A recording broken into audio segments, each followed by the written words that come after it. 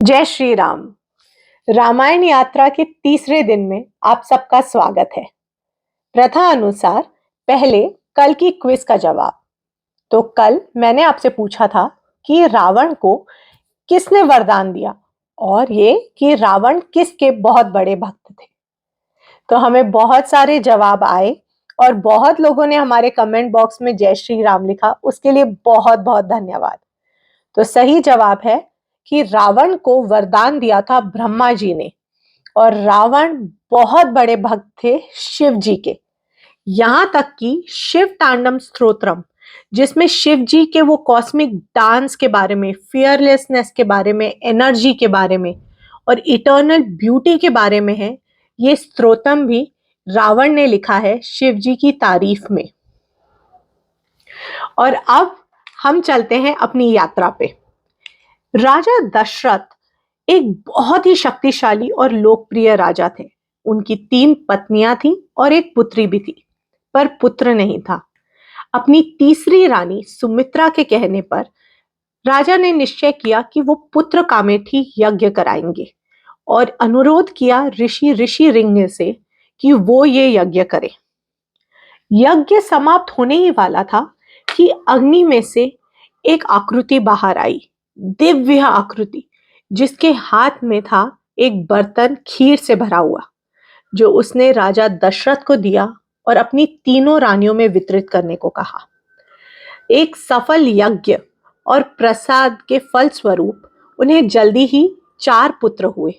कौशल्या से राम, कैकेयी से भरत और सुमित्रा से लक्ष्मण और शत्रुघ्न। पर फिर सवाल ये उठता है कि विष्णु भगवान ने राजा दशरथ ही को क्यों चुना अपना पिता बनने के लिए पृथ्वी पर। तो ऐसा है कि राजा दशरथ के पिता जब थोड़े बूढ़े हो गए थे तो उन्होंने अपना राजपाट सब त्याग दिया और वो वन की तरफ प्रस्थान कर गए।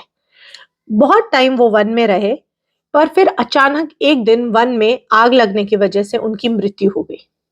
उनके कुल गुरु वशिष्ठ, उन्होंने ये समाचार राजा दशरथ को दिया। राजा दशरथ बहुत दुखी हुए, पर उन्हें अपना पुत्र धर्म याद रहा। उन्होंने गुरु वशिष्ठ से पूछा कि कृपा करके मुझे वो जगह, वो स्थान, वो वक्त बताइए, मैं वहां जाकर पूजा कराऊंगा। जो आखिरी पूजा पाठ होता है वो सारे मुझे कराने हैं। गुरु वशिष्ठ मुस्कुराए और बोले, तुम्हारे पिता एक बहुत ही तृप्त इंसान थे, उन्हें तो मोक्ष प्राप्त हुआ है, उन्हें इस पूजा की कोई जरूरत नहीं है। राजा दशरथ बहुत खुश हुए कि मुझे खुशी है इस बात की कि मेरे पिताजी को मोक्ष प्राप्त हुआ है, पर मैं अपने धर्म से पीछे नहीं हटूंगा। पुत्र के रूप में जो मेरा धर्म है वो मुझे करना है।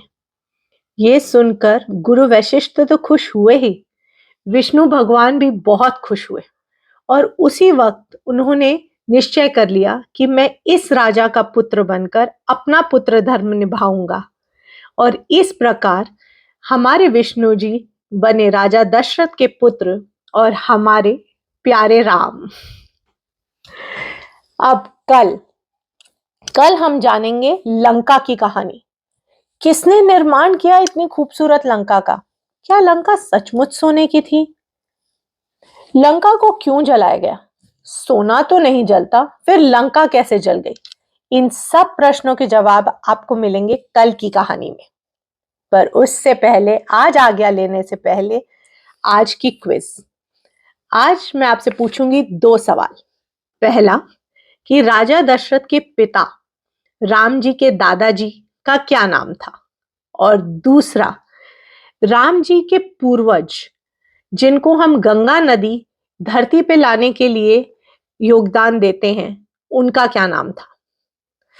राजा दशरथ के पिता और राम जी के पूर्वज जिन्होंने गंगा नदी को धरती पर लाया, इन दोनों के नाम हमें कमेंट सेक्शन में बताइए और बिल्कुल मत भूलिएगा लिखना जय श्री राम।